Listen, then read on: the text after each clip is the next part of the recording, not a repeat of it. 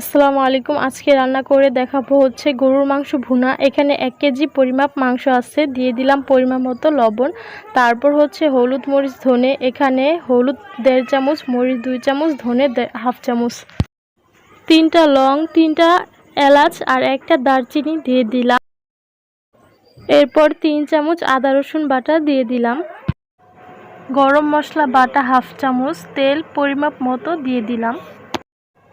1 cup পেঁয়াজ কুচি দিয়ে দিলাম। এটা দেওয়াতে তরকারির ঝোলটা ঘন হবে বা গ্রেভিটা ঘন হবে। তারপর 1টা টমেটো দিয়ে দিলাম। এটা দেওয়াতেও তরকারির গ্রেভিটা ভালো হবে। এখন মাংসটাকে মশলার সাথে ভালো করে মেখে নিতে হবে। যত মাখা হবে তত টেস্টি হবে। একটা কথা বলতে তো ভুলেই গেছি, আজকের রান্নাটা হবে রাইস কুকারে। রাইস কুকারে তরকারি রান্না করার জন্য যে বোলটা হয় ওইটার মধ্যে আমি মাংস নিয়ে মেখে নিলাম। এখন কিছুটা পানি দিলাম, যার কারণে তরকারি কষানোর সময় নিচে লেগে যাবে না। এখন আমি বোলটাকে রাইস কুকারে বসিয়ে দিয়ে রাইস কুকারটা অন করে দিয়ে দিলাম আর কিছুক্ষণ কষিয়ে নিব। এখন দেখো অনেকটা পানি ছিল, ওইটা সব শুকিয়ে আসছে। তো এখন আরেকটু আমি শুকাবো, নেড়ে চেড়ে দিব, না হলে নিচে লেগে যাবে। যত ভালোভাবে কষানো হবে তত বেশি টেস্টি হবে তরকারিটা। তো আমি এখন আবারও ঢেকে দিব আর একটু ভালো করে কষিয়ে নেব। তরকারির কালারটা এখনই অনেক সুন্দর হয়ে গেছে, আর একটু ভালো হবে। তারপরে হচ্ছে আমি পানি দেব।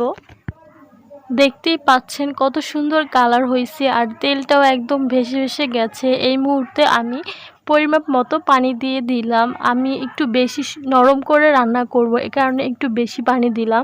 এখানে কিন্তু মাংসটা 30% সিদ্ধ হয়ে গেছিল, আর এখন যতটুকু পানি দিলাম এই পানিতে একদম সুন্দরভাবে নরম হয়ে মাংসটা সিদ্ধ হবে। এই পর্যায়ে আমি একটু বোম্বে মরিচ কেটে দিচ্ছি শুধুমাত্র ঘ্রাণের জন্য। এরপর 1.5 চামচ টালা জিরার গুঁড়ো দিয়ে দিলাম। আমি এখানে একটা আনাম রসুন দিছি, এটা অপশনাল তাই দেখাইনি। আশা করছি আমার এই রেসিপিটা আপনাদের কাছে ভালো লেগেছে। যদি ভালো লেগে থাকে অবশ্যই কিন্তু চ্যানেলের সাথেই থাকবেন। আর এই পর্যায়ে আমি এখন চুলাটাকে বন্ধ করে দিছি। কিছুক্ষণ পরে আপনাদের সাথে শেয়ার করব এটার ফাইনাল লুক। দেখতেই পাচ্ছেন কতটা লোভনীয় হয়েছে মাংস রান্নাটা, আর এটার টেস্টটা খুবই দারুণ হয়েছে। আর এটার মাংসটাও একদম নরম হয়েছে। এটা মনে রাখবেন সব সময়, মাংসের মধ্যে মশলা না হলে ওই মাংসের কোনো স্বাদ থাকে না।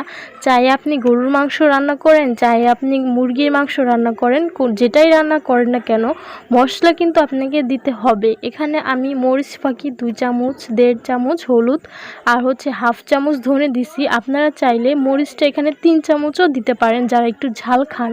আর মশলা 2 চামচের মরিচের কম দেওয়া যাবে না এখানে, তাহলে মাংসের কোনো টেস্ট লাগবেই না। আসসালামু আলাইকুম, সবাই ভালো থাকবেন, সুস্থ থাকবেন। আল্লাহ হাফেজ।